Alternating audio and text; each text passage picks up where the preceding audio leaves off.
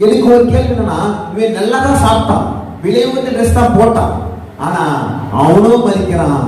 ஏழை லாஸ்ட் அவன் இயல்பு குளத்துல இருந்த அவனும் மதிக்கிறான். எத்தனை பேர் அவன் சொல்றீங்க?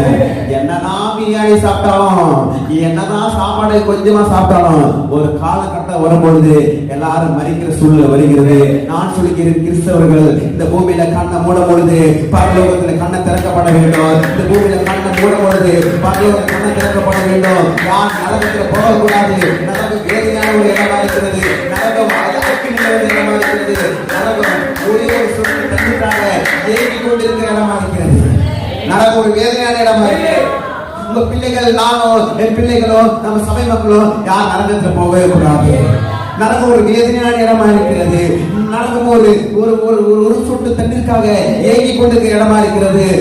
நரகம் ஒரு எரியிற அக்னி இடமா இருக்கிறது. அந்த இடத்துல நாமும் போகக்கூடாது.